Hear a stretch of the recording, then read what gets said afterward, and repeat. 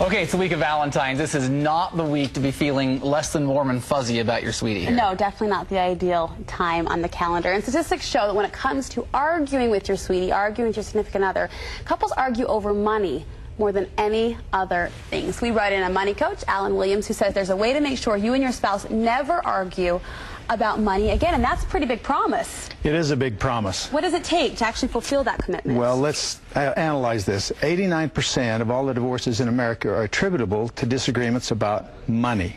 So as you suggested, it's a big, big deal. So you have to have sort of a plan. You got to have a master plan, but within the master plan itself, you need to be able to communicate about money.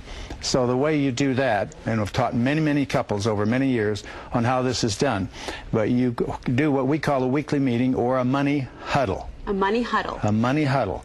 Now you don't want to meet you want to meet weekly, but you don't want to meet every day because that's too often. That turns into nagging on a daily basis. Well, that turns into. But the context you've got to understand. This is part of a bigger plan. This is an implementation tool that makes your money plan work.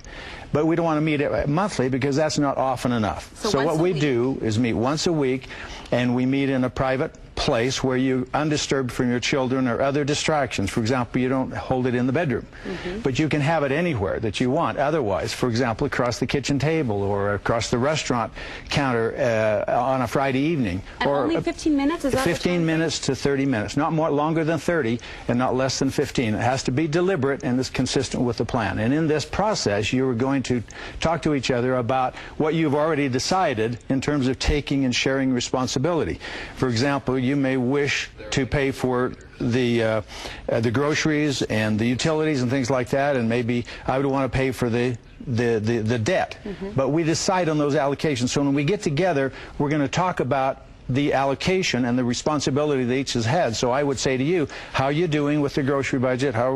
What do you need there, and vice versa? And we're going to work this plan out because remember, we've made a plan, and now what we're doing is strategically implementing the plan by measuring our progress as we go along. You say it's the husband's responsibility to call the meeting and the wife has the agenda. Is it important to break up those responsibilities? It's very important that someone take initiative to see that this happens. And it's been our experience over many, many years and thousands of clients that it's best done if the man takes control of when it happens, because the experience is that if he will call a meeting, the wife will certainly have an agenda, and there's many of things to talk about in the course of this, and if you have this as a matter of routine, then everything gets better. It's a process of communication, but it's very deliberate. For example, you don't criticize each other. Now, each of us may make a mistake from here and there, but that's where we practice instant forgiveness. This is where we're going to do the right things going forward because we have a plan and we know where we are going.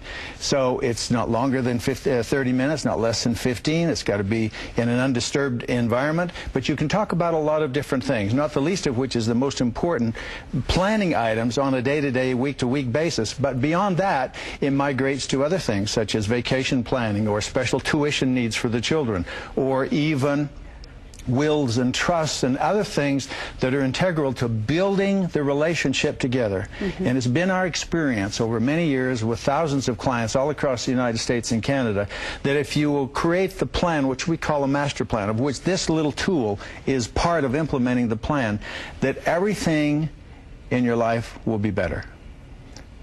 Yeah, I mean, you gave the statistics that most of us fight over money, and if you can figure that out, then life will be better. And it takes a plan, and it takes a certain implementation strategy to do that. It's a wonderful thing. It's great advice. Everyone will have happier marriages, just in time for Valentine's as well. Of course, the links are all on our website if you want more information. If you go to studio5.ksl.com, go there for more about Money Mastery and the Couples Weekly Huddle. Also, Money Mastery is offering a free 30-minute consultation to the first 20 people who call them and mention Studio 5. You'll also get a copy of their book, Money, What the Experts Will Never Tell You. All of the information on our website.